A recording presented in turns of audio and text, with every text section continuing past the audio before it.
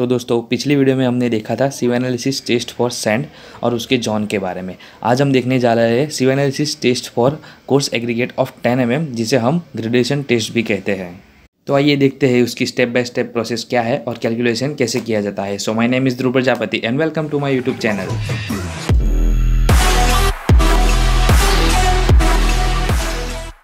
तो आइए सबसे पहले देखते हैं कुछ एपरेटस का लिस्ट, जिसमें है aggregate sample, sieves of different size of 12.5 mm, 10 mm, 4.75 mm and 2.36 mm and weighing scale. तो अब आते हैं टेस्ट पे। तो सबसे पहले हम सैंपल को ओवन में 110 डिग्री सेल्सियस पर ड्राई होने के लिए रखेंगे और ड्राई हो जाने के बाद सैंपल को रूम टेम्परेचर पे हम ठंडा करेंगे। अब ओवन ड्राई सैंपल जब ठंडा हो जाता है, बाद में हम उसमें से 3 kg सैंपल लेके उसका हम टेस्ट करने वाले हैं। तो हम 3 kg सैंपल वेट करके अलग करेंगे हम।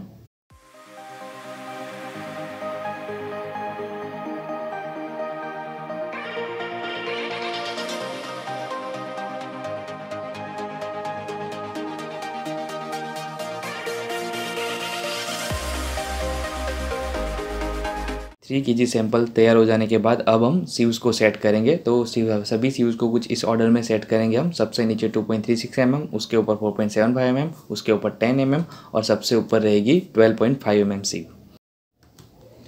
अब हम जो पहले 3 kg सैंपल को रेडी किया था, वो सैंपल सबसे ऊपर वाली सीव 12.5 mm में हम डालेंगे और उसको ऊपर से अब हम कवर कर लेंगे। यहाँ पे हम मैन्युअली सेक करना शुरू कर रहे हैं। हम मशीन से भी कर सकते हैं, पर यहाँ पे मशीन हमारा डैमेज हो चुका है, तो अब हम यहाँ पे मैन्युअली कर रहे हैं। मैन्युअली भी हमें इसे सभी डायरेक्शन में अच्छे से सेक करना है और मिनिमम 2 मिनट तक हमें इसे सेक करते रहना है।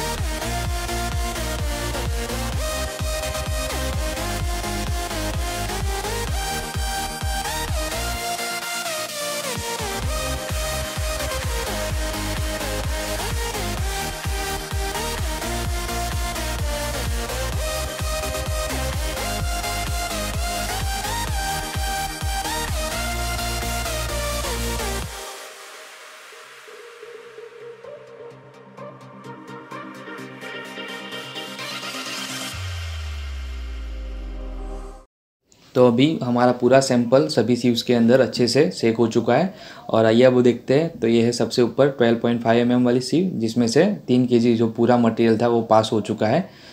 देखते हैं दूसरी सीव जो है 10 mm की। तो इसके ऊपर थोड़ा बहुत मटेरियल रिटेन किया है, तो उसका हम वेट करेंगे और वो वेट नोट डाउन कर लेंगे।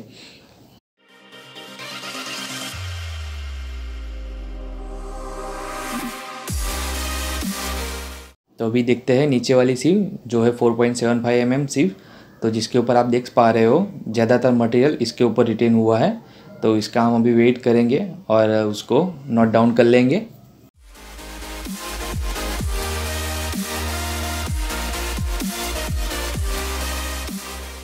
इसके बाद आती है 2.36 mm सीव, तो जिसके ऊपर बहुत ही कम एग्रीगेट पार्टिकल्स बचे हैं, तो हम इसका भी वेट करेंगे और नोट डाउन कर लेंगे।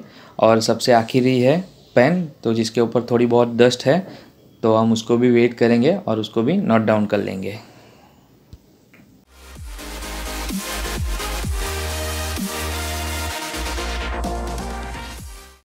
तो अब हमारा टेस्ट ख़त्म हो चुका है और हमने सभी सीव्स के ऊपर जितनी भी एग्रीगेट रिटेन की थी उसका वेट नोट डाउन कर लिया है।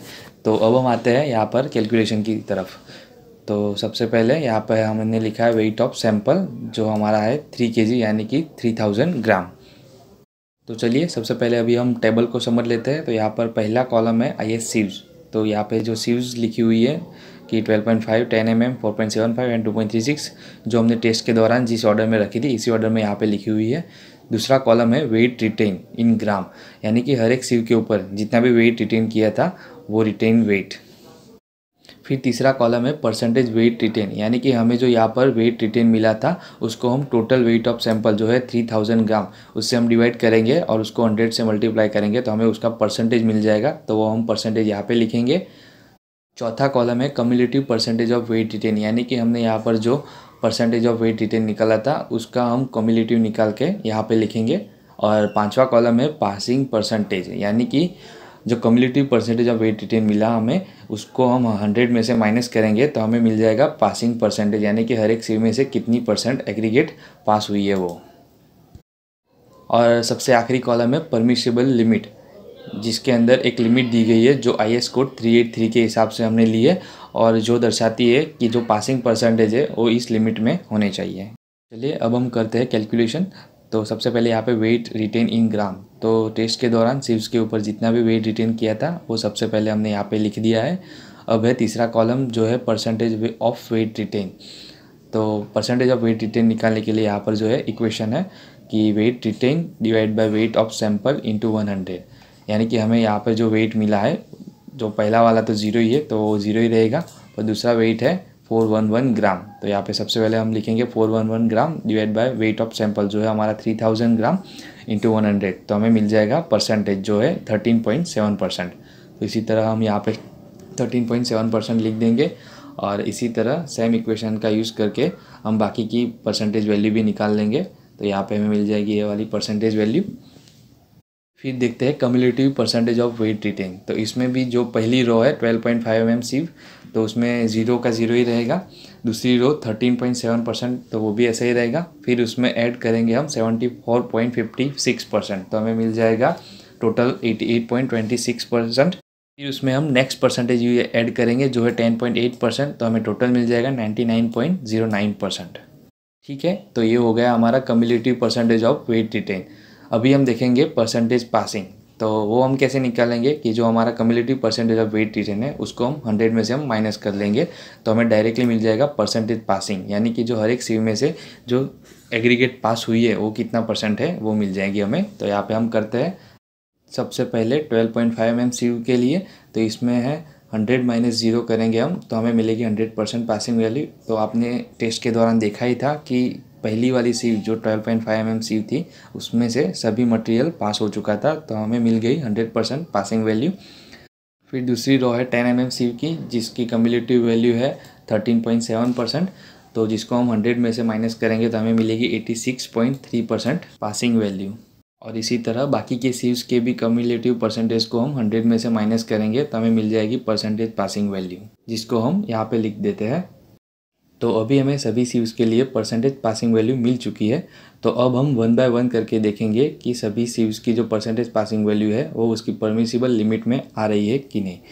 तो सबसे पहली सीव है 12.5 mm जिसकी परसेंटेज पासिंग वैल्यू है 100 और परमिसिबल लिमिट भी 100 है, तो वो उस रेंज में आ रही है। दूसरी सीव है 10 mm की, तो जिसकी परसेंटेज पासिंग वैल्यू है 86.3% और उसकी परमिसिबल लिमिट है 85 से 100, तो वो भी उसके बीच में आ रही है। तीसरी सीव है 4.75 mm जिसकी परसेंटेज पासिंग वैल्यू है 11.74% और वो भी 0 to 20 जो परमिसिबल लिमिट है उसके बीच में आ रही है।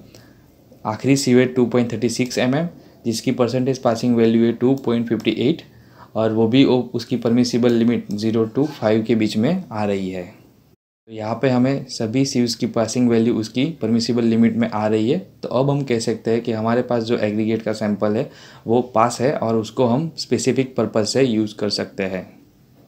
You will keep smiling, keep learning and don't forget to press like, share and subscribe button.